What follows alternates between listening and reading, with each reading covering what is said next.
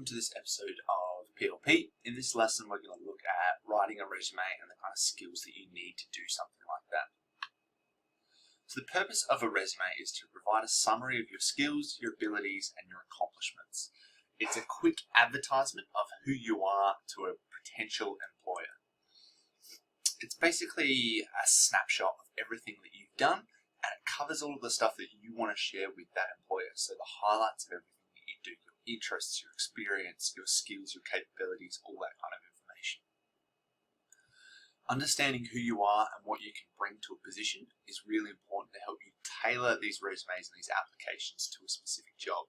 And for most of this course, we're focusing on a career path.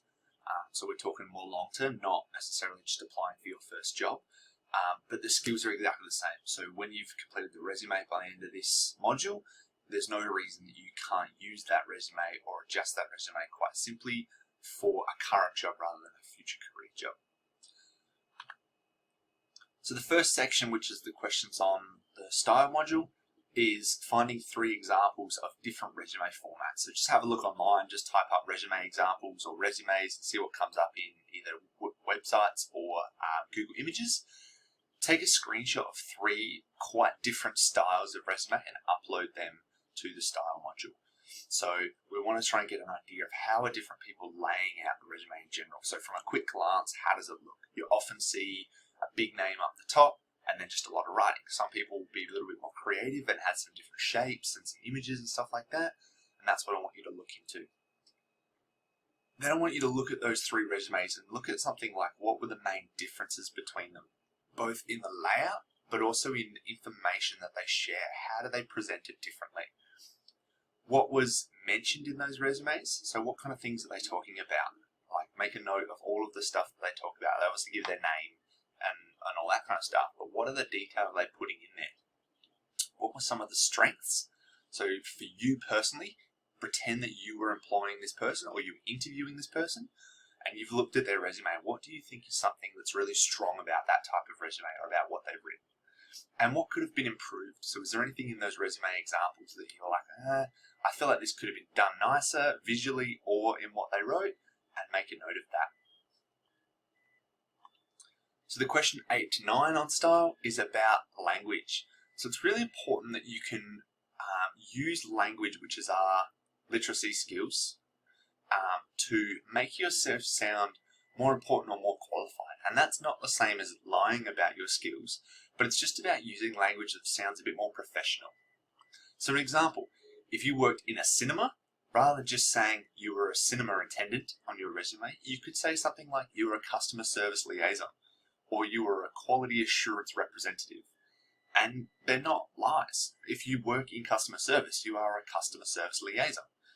A quality assurance rep, that's just talking about ensuring that the customers in the cinema had the best experience, that the cinema was clean, that the movie was good quality, that the sound wasn't too loud. All of those sorts of things are ensuring quality for customers. So that's not lying, it's just phrasing it differently. And again, you can see how the last 2, hopefully, sound far more professional than saying I was a cinema attendant. That kind of just sounds like I just stood there in a cinema, I attended it, rather than I served the people. So what I want you to do is consider what kind of jobs or experience do you have at this point, and list the positions using both the simplest form and then again using the more complex form. So question 8 to 9 will say, in just the simplest way, describe your experience. It might be like worked at Foodland, or it might be like drive through Hungry Jack's, or it might be waiter restaurant, something like that. Then in the next column, I want you to try and think of a way to really spruce up that description. You don't have to go too crazy. Don't go looking up thesauruses or twisting the truth on what you do. But think about how you can rewrite or re-express that position to just make yourself sound a little bit more formidable on a resume. Question 10 is then about listing key achievements. So this is really important on a resume. So reflecting on both your past and current experience, you need to make a list of all of the key achievements that you've accomplished. And this is both in school and out of school. So these shouldn't be things like I kicked a lot of goals in sport, or like I took my dog for a walk every single day for a month. Like, companies don't care about that stuff.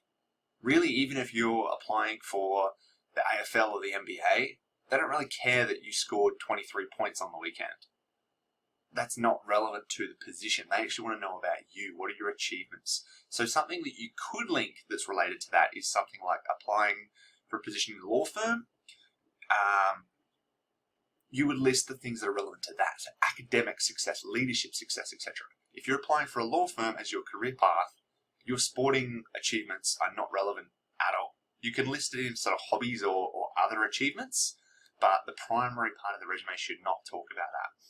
If you're applying for a sporting position, for example, then you could list achievements, but it would be more like I was awarded the something. It might be the best on ground, or I was appointed the captain for a year, something like that. Not just a personal, I kicked heaps of goals, or like I carried the team into the grand final, things like that. So, skills and capabilities. There's a list of all of the SACE capabilities. I've given you the list this time just to be really clear what capabilities we're talking about. I know in the previous assignments a few people have got confused about capabilities versus just general skills. We are always talking about capabilities, so it's those 7 that we covered last term. So there's a list there. I want you to construct a short sentence identifying how you achieve each capability and how it could be related to your chosen path. So this is actually quite similar to what you've done in Folio 1, where you chose a career path and then under that capability list you kind of just had some basic points of why would that capability be useful. But I want better sentence structures for this, better language, make yourself sound highly accomplished. So it's examples of the capabilities that you have and examples of how you've demonstrated that linked to the career that you can apply for. So this would be good for a cover letter or something like that, which you'll need later. Opportunities is question 12. So think about 3 goals between now and when you finish school. That would be great things to put on your resume. So for example, say you want to work in a law firm. A couple of real simple things might be leadership skills. It might be something to do with debating, perhaps, some sort of really prestigious award in debating. And the other one might be some sort of academic award in terms of language or something maybe. So they might be the 3 things that you can say, oh, this would be really great to have on my resume to apply for a law firm. Come up with a goal between now and applying for that position in a few years' time of how you can actually get those skills. So for example, if it's gaining that leadership experience or gaining that debating experience, explain how you're going to try and do that. So come up with a plan over the next few years and outline what are your actions going to be. So are you going to go and find a debating club and join it? Are you going to go out and look for some sort of volunteering work where you can potentially get into leadership and gain those skills? So things like that. So it's planning on how you can accomplish achievements to set you up in the future, rather than just going, I'll worry about it later, and then in 4 or 5 years' time when you apply for that law firm, you realize you have no experience that's relevant to this position other than your qualification. And so does hundreds and hundreds of other people that just finished uni as well. Referees. So obviously you must put referees on a resume. Generally it's right at the bottom because it's the last thing. They'll read through everything about you, then they go into the referees. Really important that your referees know that you are on their list and contact them prior.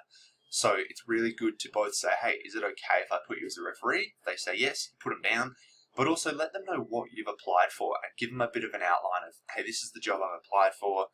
This is the kind of things I've said.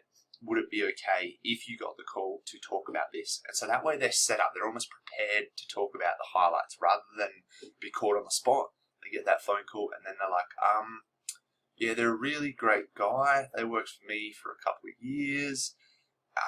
But chances are the company that you work for, your referee, is not related to the job that you're applying for. So it's important that they know what to focus on, and they need to focus on your personal skills and your ethic and things like that. So that's really handy. Never use family or friends. It's going to become very apparent once they call them that they're not a professional employee. But it also just looks tacky. So don't use your best friend or your mum or anything like that as a referee. It must be professional. You can use a teacher as a personal reference, as in they obviously, you never worked for them, but they can vouch for your personality, your attitude, all that kind of stuff. And that's very, very common. But other than that, family and friends, even football coaches or sports coaches, sorry, things like that. It's a bit of a stretch, really. It depends on the position, and if you've got nothing else, that may be all you've got. But you generally want something that's a little bit more professional, someone that's got a qualification or that you've worked for. So some of the essential resume criteria. Firstly, obviously must have all of your details. So your name, address, contact info.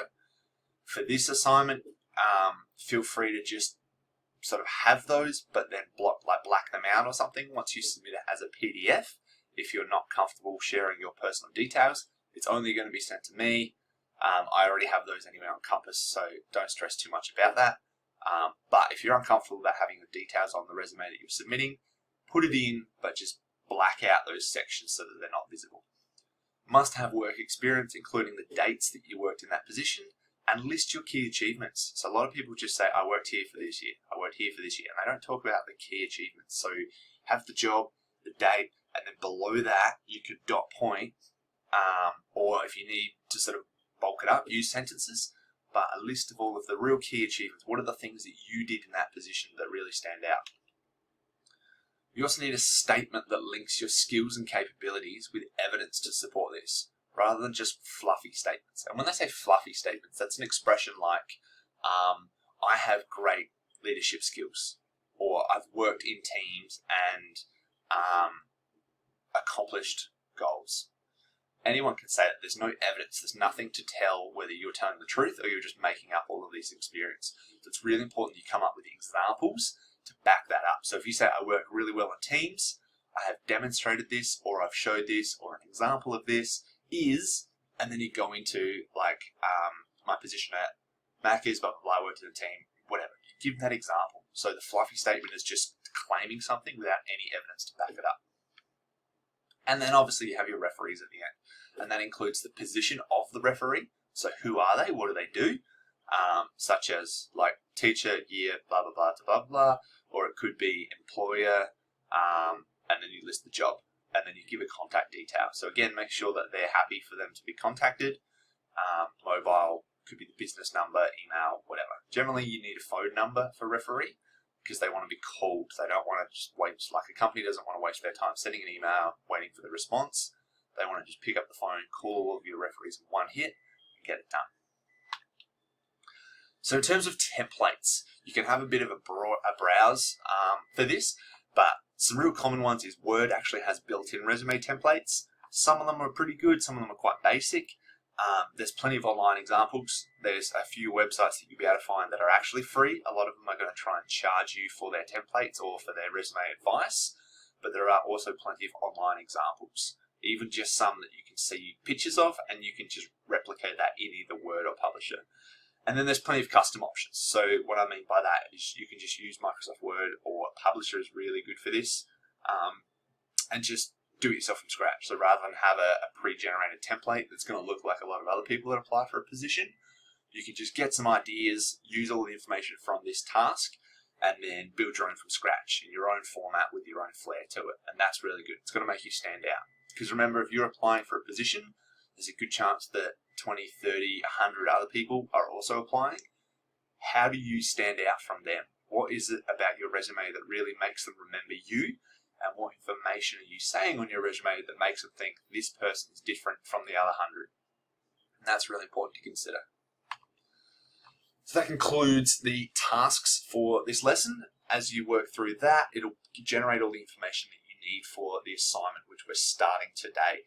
So the next video is going to go into the assignment, the resume task, and the cover letter, and I'll explain that in the next video.